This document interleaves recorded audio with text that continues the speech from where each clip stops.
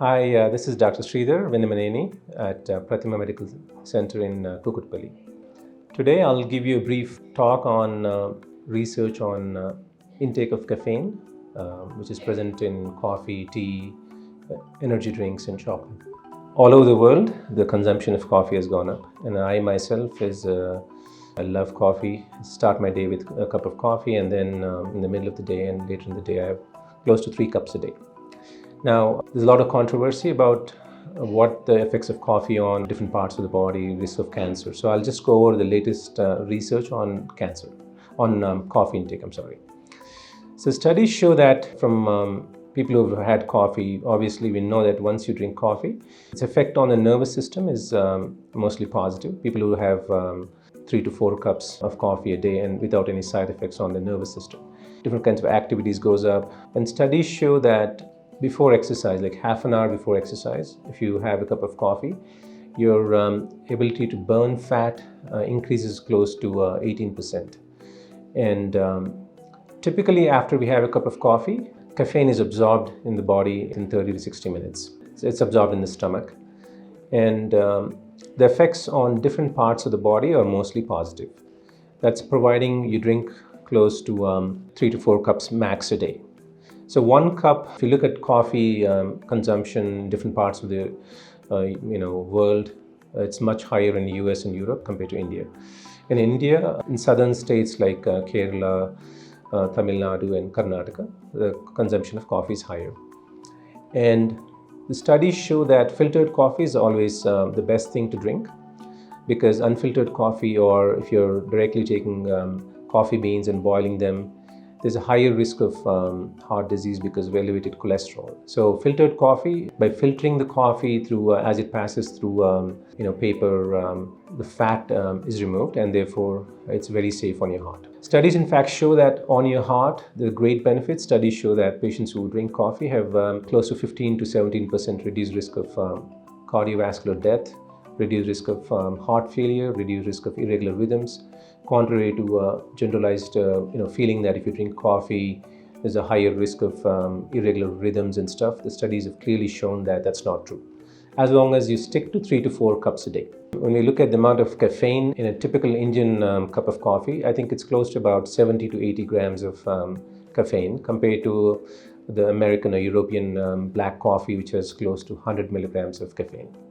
So as long as we consume less than 400 milligrams of caffeine, you're fine. Toxicity and all the other side effects start creeping up once you have more than 400 mg, which is like 4 cups in US, and here it'll probably be 5 to 6 cups. So other benefits of coffee overall, I'll start from the brain and going down. Studies show that there's a significant, about 15% reduced risk of stroke in patients who drink 2 to 3 cups a day. I already discussed the cardiovascular benefits, great benefits on your heart, reducing heart failure, irregular rhythms, overall death. On the kidneys, studies show that there's almost patients who drink coffee 2 to 3 cups have a significantly reduced risk of dying in patients with kidney disease. On your skin, the effects are that patients who drink coffee have almost a 20 to 30% reduced risk of a skin condition called rosacea, which is a condition where you develop rash on the face, especially around your nose. You tend to develop some swelling, a lot of redness. And typically we see that in patients who drink a lot of alcohol, patients with Parkinson's disease, patients with dementia. So coffee has great benefits on the skin in that regards. Now coming to depression, studies show that patients who consume 2 to 3 cups have a significant reduced risk of depression. There's no increased risk of anxiety in these patients. So it is definitely useful for patients with depression.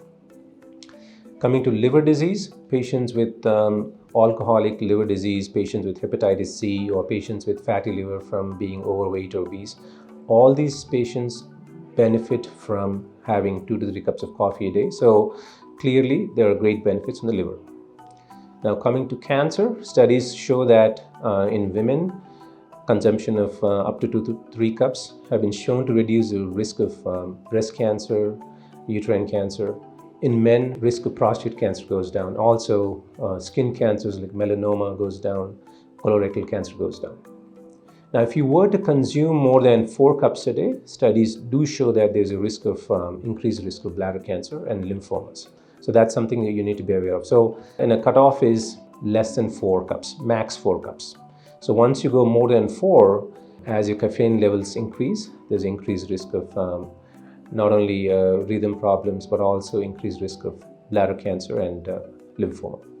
Now, coming to pregnancy, studies clearly show that pregnant women should not have more than 2 cups a day of coffee because there's a risk of premature birth and risk of preterm delivery, and also low birth weights.